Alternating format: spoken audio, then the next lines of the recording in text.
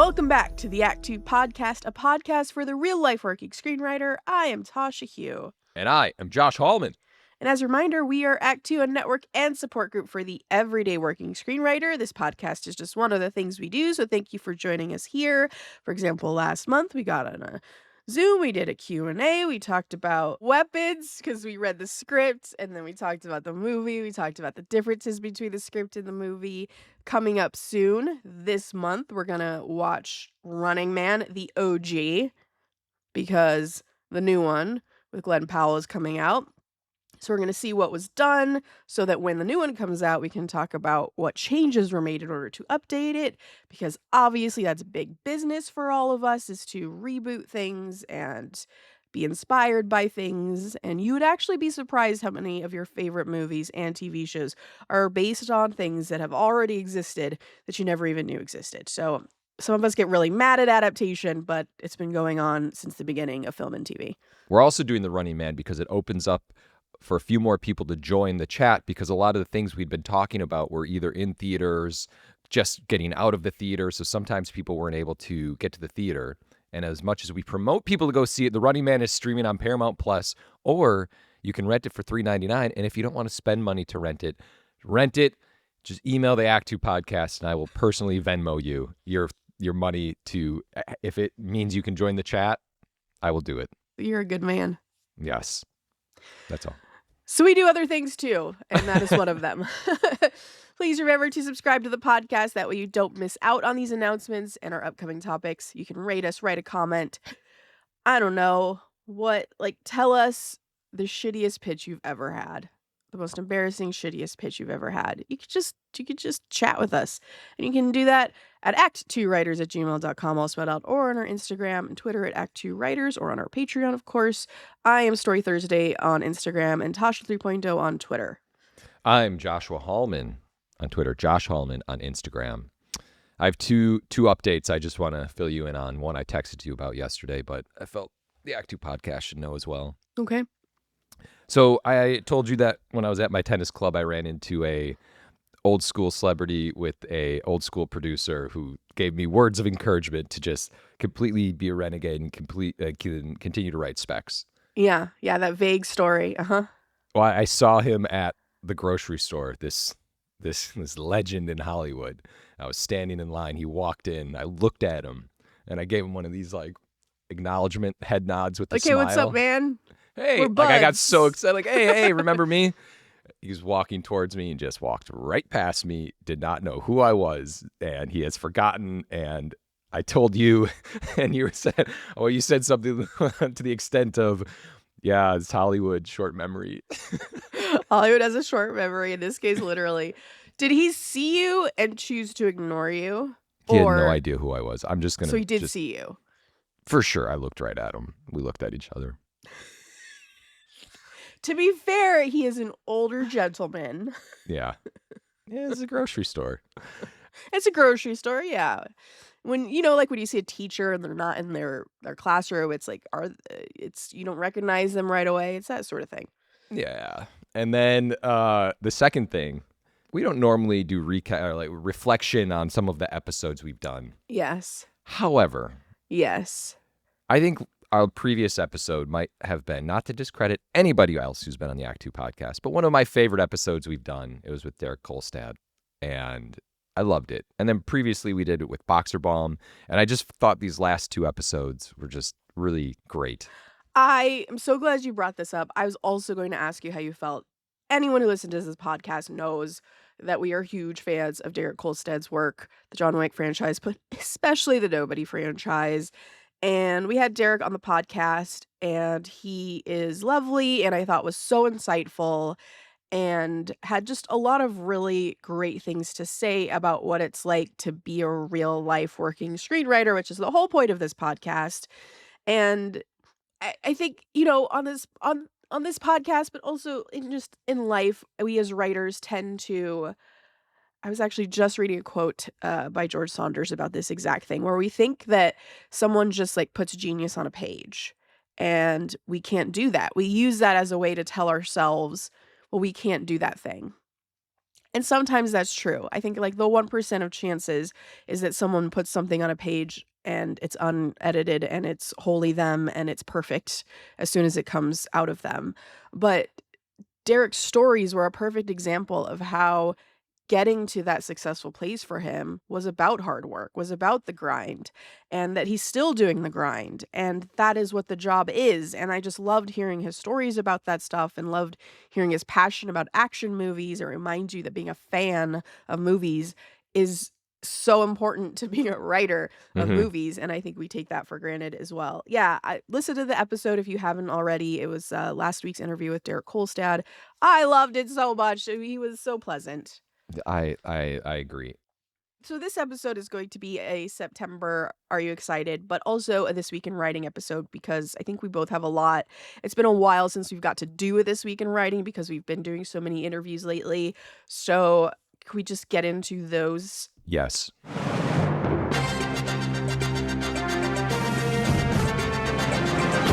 This Week in Writing. All right. The first one is I had surgery last week and Not funny. Oh yeah. How are you?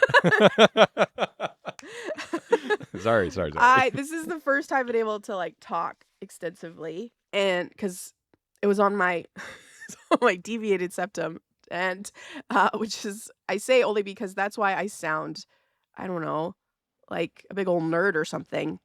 Not that nerds are bad. I'm a nerd, but Yeah. like What are you it's saying? nasally, right? There's nasal things going on. So I just want to like put that out there. It's because I had surgery. But also this week in writing about it is that I couldn't work.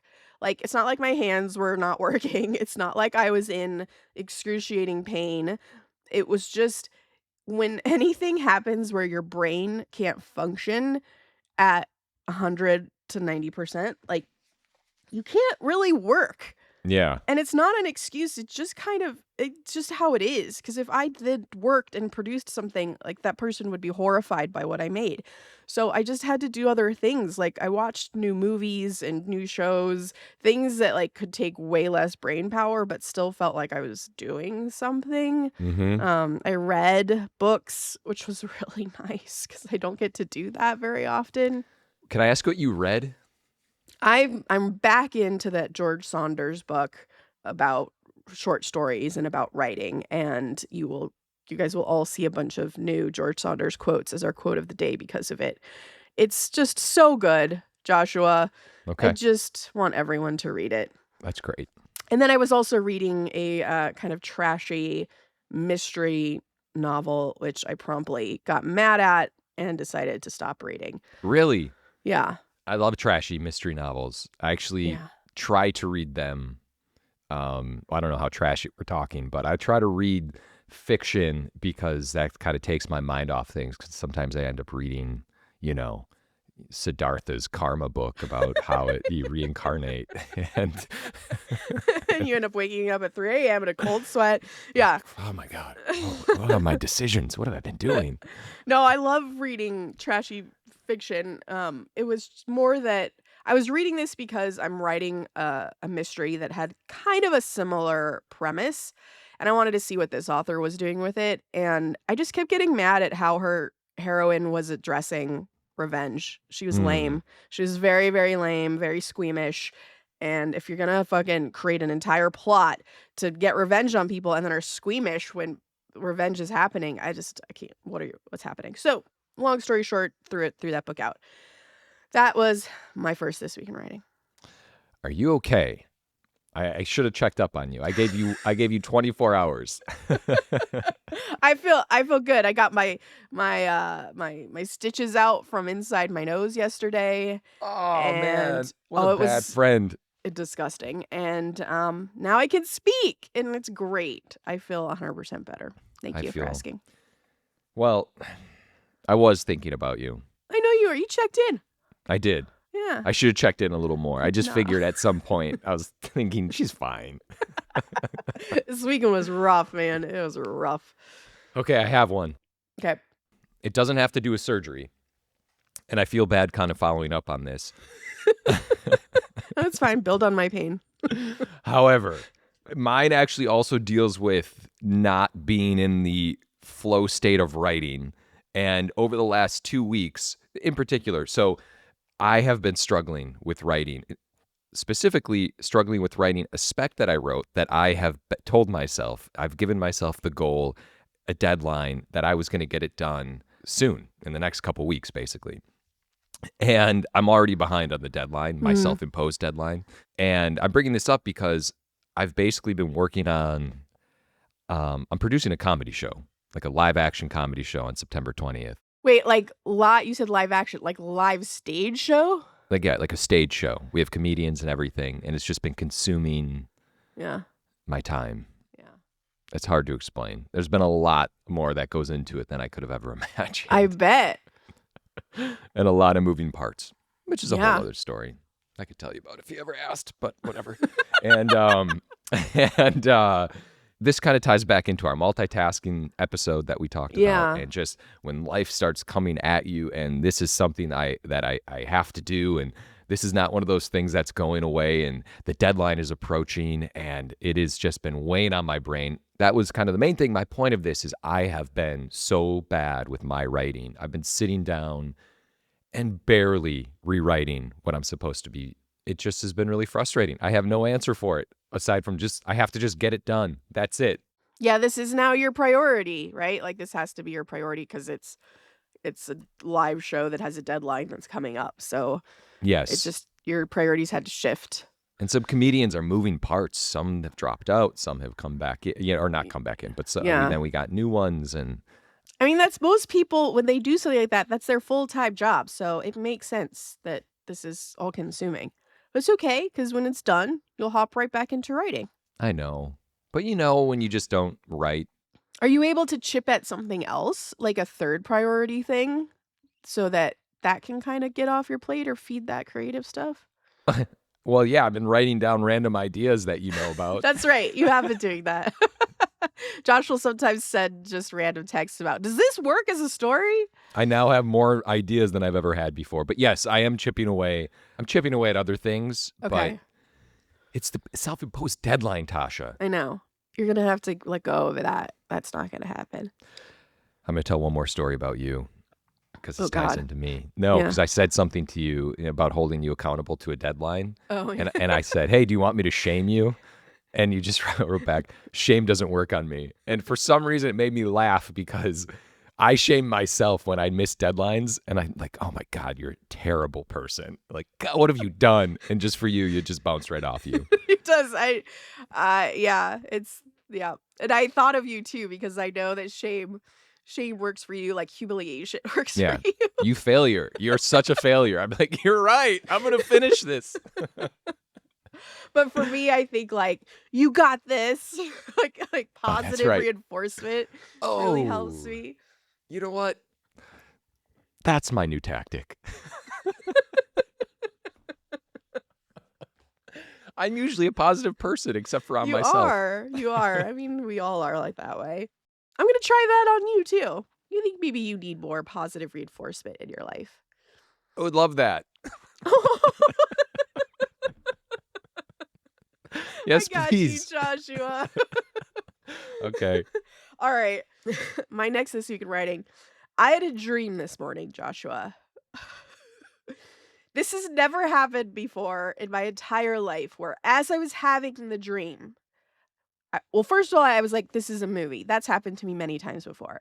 But as I was having the dream, I would edit myself. I'd be like, no, that won't work as a movie. Like reverse. Okay, what could she do instead? Okay, she'd probably do this.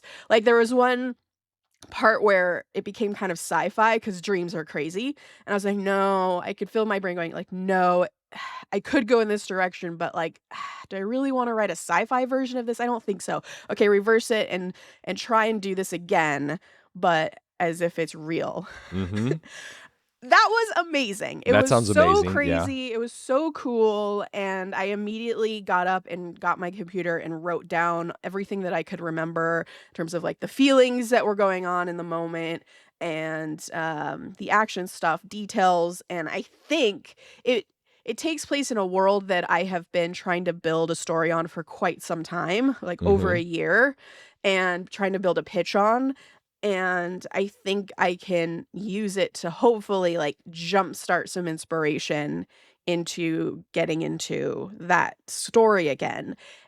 And that blew my mind that I could like edit my dreams in real time. So there is a term for what you're describing.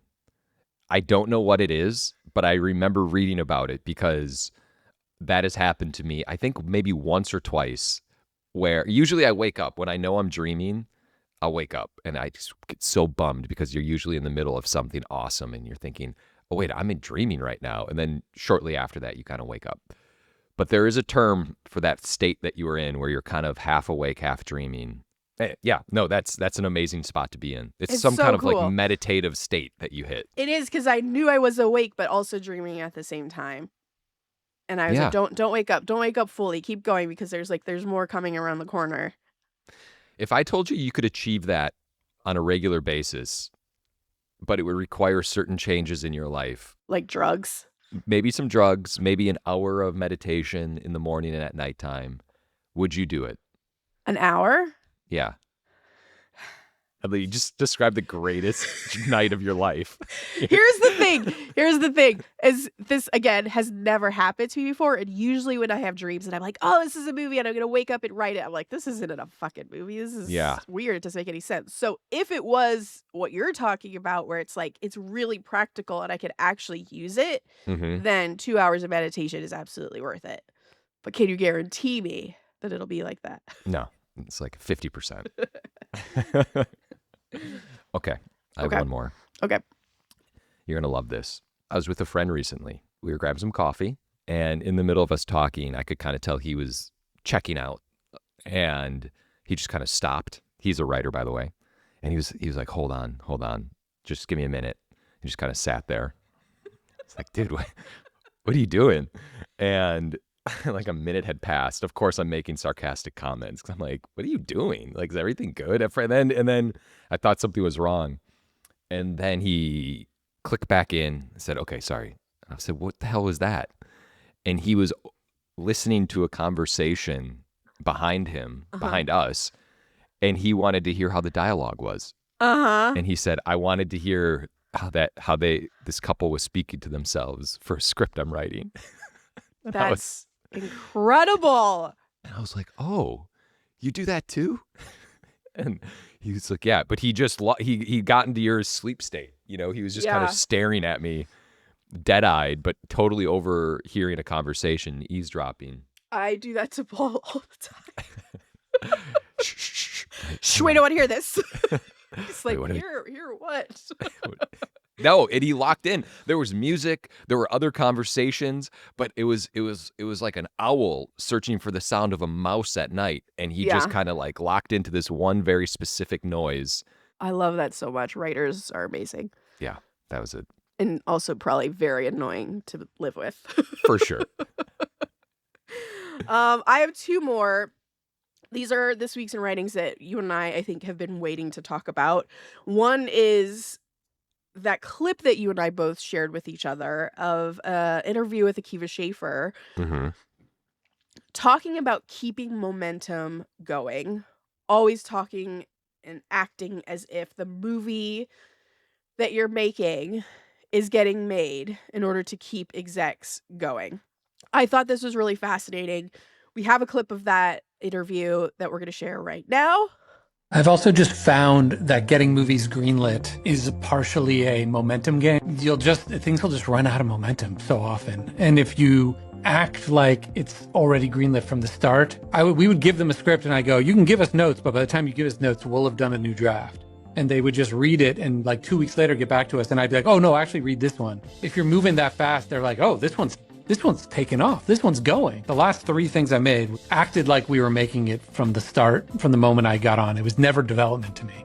It was always like, okay, we're going to make this. And I think that that's kind of infectious. I think it helps everybody feel like it's real. I think what I loved about it is it's a tactic. It's like a I don't know, a tool to put in your tool chest of how to behave. And why not? Like, why not continually be writing and revising and sending and talking as if this thing is getting made? And I think that I do what a lot of writers do, which is I sit back and I sort of let others guide the process when I'm being hired for something, right? rather than kind of steering the process myself, especially if it's an OWA, it's something I'm coming onto that's someone else's property. I'm waiting for direction because they're the ones giving direction instead of doing what he's talking about in this clip, which is, like for example, I'm writing a movie right now. I did not finish the third act because the third act is literally just one giant kind of like heisty set piece. It's very complicated, a lot of Yeah. moving parts, but it's also modular. It doesn't affect the rest of the movie, and I didn't want to hold up the movie just to finish this thing. So I gave the producers the option, like, do you just want to read the whole thing and I'll send this to you later? And they took that option. And I feel like I am like sitting back, waiting for notes and just trying to get through this deadline and be a good girl and get that Yeah. A plus instead of, I don't know, just like being more participatory and I understand what you're saying. And it's we overthink it, I think, as writers, as people, just being more participatory, because sometimes you can overdo it. And I think it's just it's a overstep balance. bounds. Yes, Yeah. yes. Overstep bounds. It depends. You kind of have to navigate who you're dealing with, kind of test the personality. Sometimes people just don't want anything to do with you, and except for work, and it's transactional, and it's like stay away until you're not there anymore. And sometimes people are a little bit more collaborative. You can piss people off, you can not. But it's also ways to figure out ways around that. It's all, yeah. So I know exactly what you're saying. Yeah, and I think what Derek Kolstad was talking about in his processes with both John Wick and Nobody, I thought was really interesting because it was more of this process. It was more like, here's a draft. I know the draft isn't perfect, but let's get it there. Let's get it Yeah. there together. And I have the ability to get it there, but I would love your input because your input is going to make it better rather than just being like, this is my script. Yeah. And take it or leave it. And I'll go do another thing over here once I sell this thing. I love that approach personally in my own stuff when I'm doing, TV shows in particular, because movies, you write it and typically you're just gone. The collaboration is what makes it good. You do see it form and from this like little baby thing into like a real child. And I don't know. I just want to, it's just a reminder, I think, that of something that I want to do in my own career. And I just really liked hearing the way he articulated that. This is a great reminder. Yeah. Okay, the last this week in writing before we get into Are You Excited is an article came out a little bit ago about how Alex Garland wrote a 160-page script with images. I'm assuming with like a lookbook or something. Not that the pictures were in the script, though. I may be wrong. In order to get the Elden Ring job. So Elden Ring, if you don't know, is this massive Dark Souls style game. If you don't know what Dark Souls is, it is basically the hardest type of video game that there is. There's a whole series from Software where they have Dark Souls, they have Bloodborne, they have Elden Ring, and they are these Japanese games that are the hardest games you could possibly play. And it's very frustrating. Most people rage quit. There are videos online infinitely of people breaking TVs and stuff from rage quitting because it's so hard. And what's partly so crazy about these adaptations and why we haven't seen one, even though they're so good, is that the lore is insane. Partly because I think it's Japanese, and if you know anything about like Japanese lore in fantasy, these are fantasy games, by the way. They're Bloodborne is kind of more like Gothic Victorian, but all the other games from Software are more like medieval knights and stuff like that, but in Japanese style. So the lore is bizarre. It doesn't always make sense, but kind of makes sense, and it's known for just really, really surprising you and scaring the hell out of you. And so it's this massive, massive game. And the only way I feel like you could have gotten this job is to do what Alex Garland did. And yet again, this is a good reminder to think outside the box with how we approach getting jobs and approach it with passion and don't follow the rules. Because like, for me, I have inquired about Elden Ring. I've inquired with my reps, hey, what's going on with this? And they'll say like, oh, it's with so-and-so, or they're still figuring out, or oh, there's no way that they're going to adapt that thing. And instead of doing any of that, Alex Garland was just like, I'm so inspired by this. I want to do it so bad. I'm gonna fucking write my own script for it. And maybe this is time that will be useless and it'll never get me the job, but at least I can get it out and get this desire out on the page and really express why I'm the person for this. And if it works, it works. And if it doesn't, it doesn't. And I just want to remind myself and all of us to like take more chances like this with things, especially things that we love this much, because it worked for him. He's going to adapt and he's going to do such a good job of something that's fucking insane that this would have taken like a dozen years to even get a director and a writer if they had done it sort of the traditional way. I love when people just do it and then it Me works too. out. Me too. All right. That's it. That's what I got. Okay. This is good. Should we get into it? You know it. September. Are you excited? Are you excited?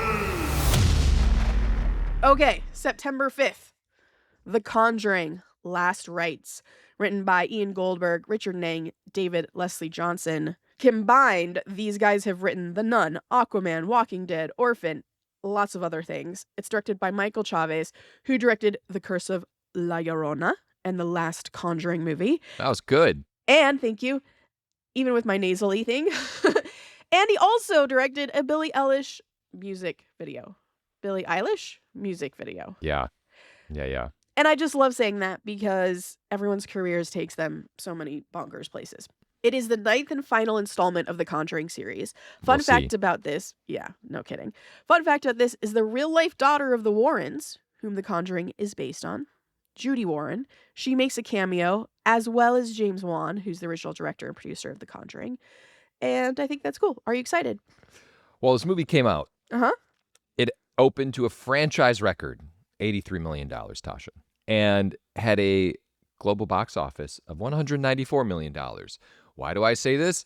Because it's not the end of The Conjuring. It's not going anywhere. Am I excited for it? I'm excited for it because it exists. Am I going to see it? Probably not, because these movies really do a number on me. I can't tell you how much I love the original Conjuring. Same. It is one of my favorite movies like of all time, and I'm not a horror person necessarily. It made me want to do horror. I just love it. But have I seen all of the Conjuring movies since? Absolutely not. They're just not as good, in my opinion. Not as well executed. Number 2 is very good. Number 2 is very good. I have seen number 2. Yeah.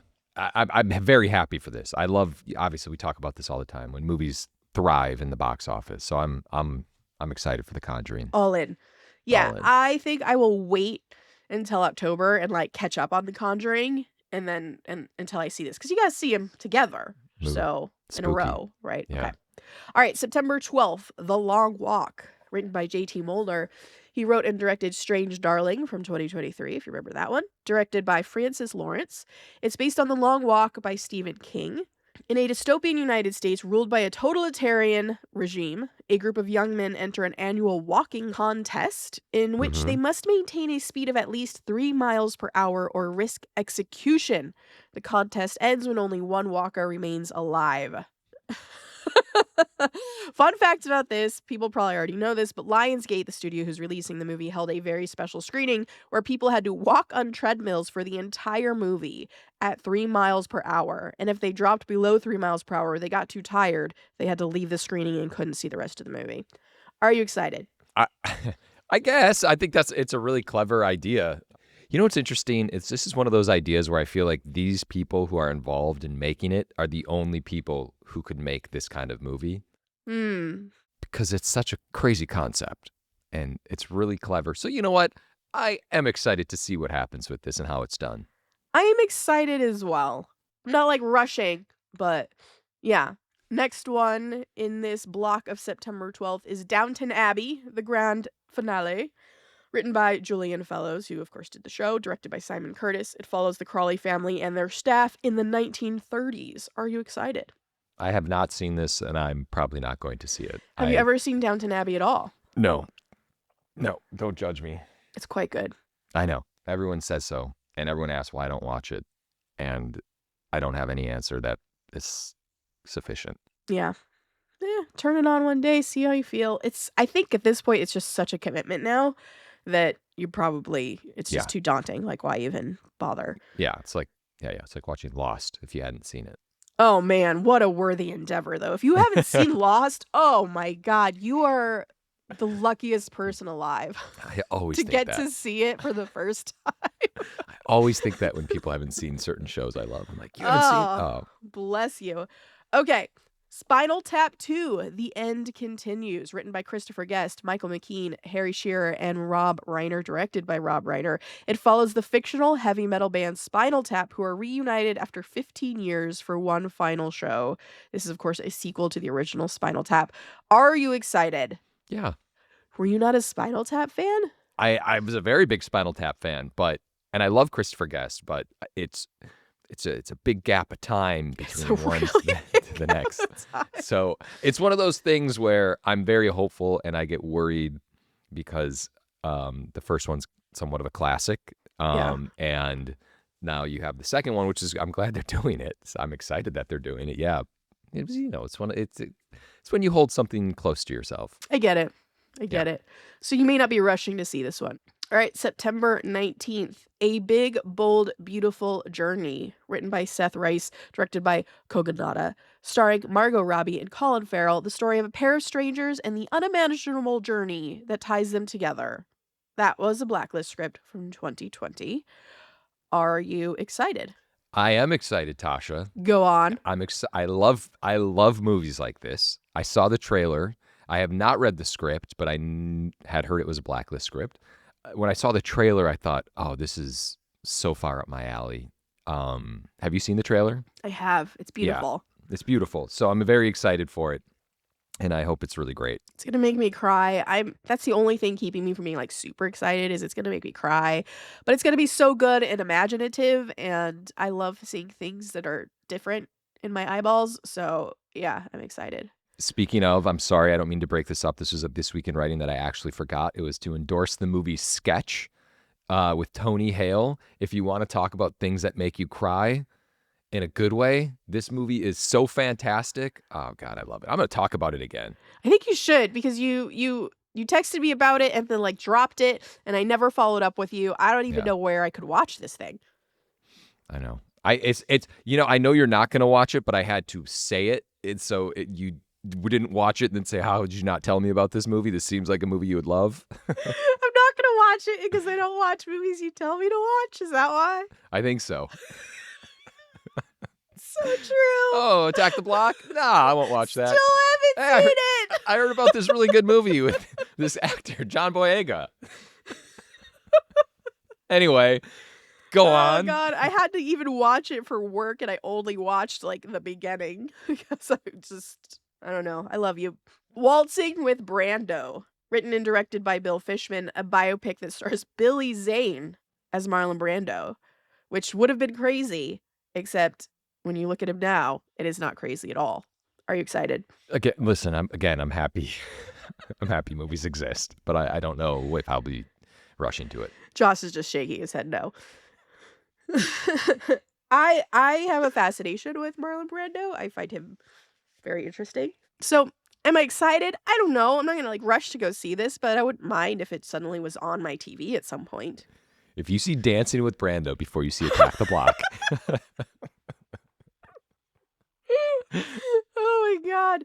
Okay, next movie, Him, written by Skip Brunke, Zach Akers, Justin Tipping, directed by Justin Tipping, produced by Jordan Peele. A promising young up-and-coming football player is invited to train at the isolated compound of a dynasty team's aging quarterback, played by Marlon Wayans. Are you excited? I am very excited. This was also a Blacklist script? I believe so, which was originally called GOAT. Mm-hmm. The premise is basically this young guy goes to train with what would be a Tom Brady type, obviously the greatest of all time. But, this person who has all these championships, how'd they get all these championships? And then it turns into a Jordan Peele type adventure. Are you familiar with what this movie is about? Do you know anything about it? I've seen the trailer multiple times.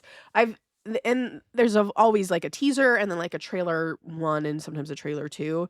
Mm-hmm. After the teaser, I was like, oh yeah, in. Mm-hmm. And then the new trailers came out and there was more, and I just like I now when I'm in theaters I like block my face and look the other way because I'm so in. I don't want to see more of it. They don't need to bring me in any more than they already have. Yeah, I love football. This looks awesome. It looks beautifully shot. It looks amazingly acted. I think GOAT is a better title for this, So do I. that's just me. Okay, moving on to September 26th, The Strangers, Chapter 2, written by Alan R. Rowan and Alan Friedland, directed by Rennie Harlan. So this is a kind of reboot of the original Strangers in 2008. Do you say Rennie Harland? Harlan, yeah. Harlan? Rennie Harlan? Okay. So this is a kind of reboot of the original Strangers in 2008, and apparently all 3 of the new chapters, 1 through 3, were filmed at the same time over the course of 52 days, which is crazy to me. So we're going to get chapter 3, and they were all filmed kind of back to back. What? Yeah. And it's directed by Rennie Harlan? Yeah. Okay. All right. Let's go, Rennie Harlan. What a resurgence. I'm excited. Are you kidding? Now you're more excited. But, oh, man, this is also a very unsettling movie. This whole idea of The Strangers. So it's hard for me to watch these things. I don't think I could could watch it. If I'm being honest, especially now that I live in a house, Yeah. I don't think this is going to happen. You get that little knock on the door. Nope. You know, Paul would be like, hey, come on in. You look a little cold. Oh, my God. He would so be like that. Oh, bless his heart.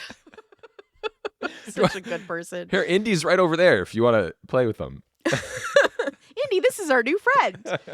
No, I was home alone the other day, and Indy just, every now and again, just like perks up and looks at the front door, and I'm like, oh no.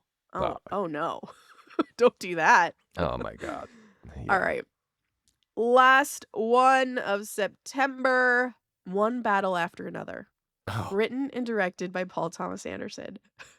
When their evil enemy resurfaces after 16 years, a group of ex-revolutionaries reunites to rescue one of their own's daughter. Are you excited? Yes. If you throw Leonardo DiCaprio in anything, I'm probably seeing it, number 1. Number 2, you have PTA and DiCaprio. Yeah. Just absolutely. 100%. This movie's going to be great. There's no chance it's not great. And if it's not great, it's just at least going to be so weird it'll be great. Right. Yeah, see, that's a really good point. There is no way in which I'm not going to find enjoyment from this film. Yeah. Even like yes, if it is bad, I'll still really enjoy something about it and come away being like, that was really fun. Yeah. Yeah, I'm super excited for that one. So September is not a bad month. It's leading up into October, which I'm sure will be very exciting with a lot of horror stuff. But yeah, there's some fun things to go see in the theaters this month.